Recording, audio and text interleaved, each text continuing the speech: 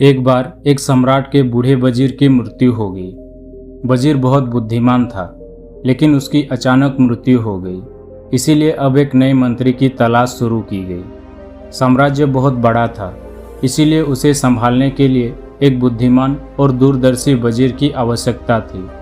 पूरे राज्य में सबसे बुद्धिमान और होशियार व्यक्ति की तलाश शुरू हुई। इसके लिए पूरे राज्य में कई तरह की परीक्षाएं आयोजित की गई। राज्य भर से विचारशील और बुद्धिमान व्यक्तियों को चुना गया और फिर उन्हें और कठिन परीक्षाओं में डाला गया और अंत में केवल 3 चुने हुए व्यक्तियों को राजधानी में लाया गया ताकि सम्राट उनकी अंतिम परीक्षा ले सके।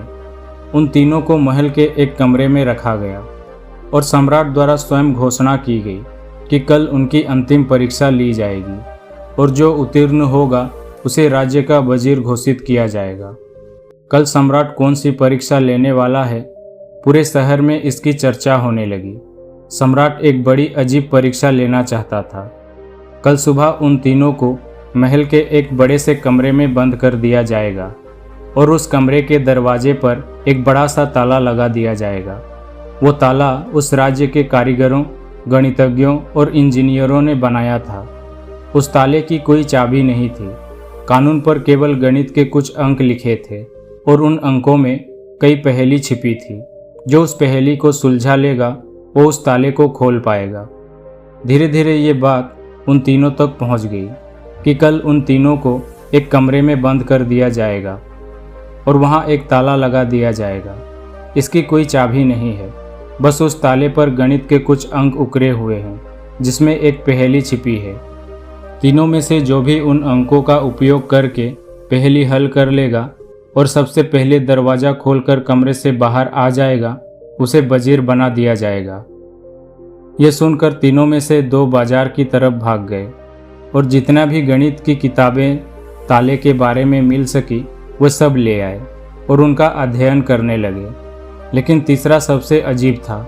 वो ना तो कहीं गया ना ही कोई किताब लाया और अंधेरा होते ही सो गया।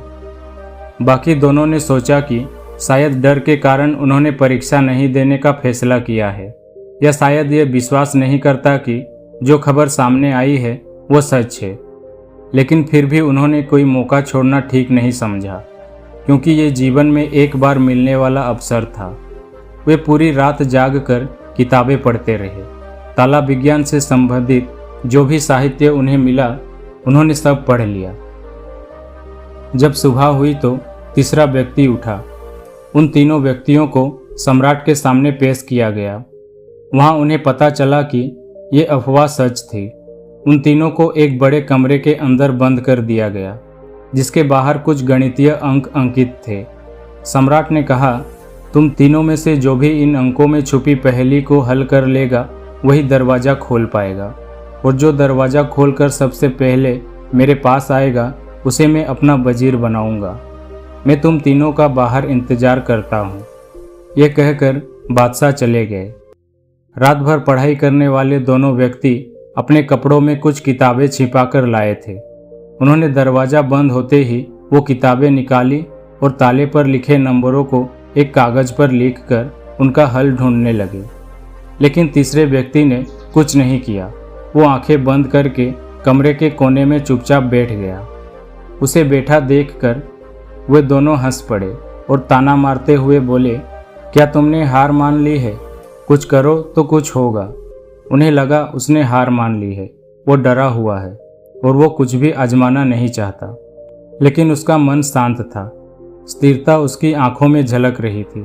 वो परेशान नहीं लग रहा था। वो बैठा था। तभी अचानक उसे कुछ सूझा। वो उठा और दरवाजे के पास आया और उसे धीरे से धक्का दिया, और ये क्या, दरवाज़ा खुल गया।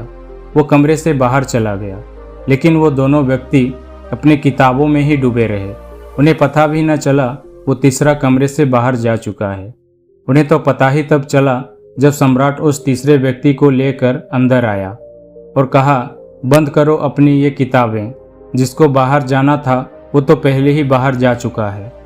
वो दोनों ये देखकर दंग रह गए और पूछा, तुम बाहर कैसे निकले? बादशाह ने कहा, ताला बंद नहीं था, क्योंकि बंद ताले को तो खोला जा सकता है, लेकिन जो ताला बंद ही नहीं हुआ हो उसे कैसे खोलोगे? यह आदमी तुम सब में सबसे बुद्धिमान है, क्योंकि बुद्धिमान होने का पहला परिचय इसी ने दिया था।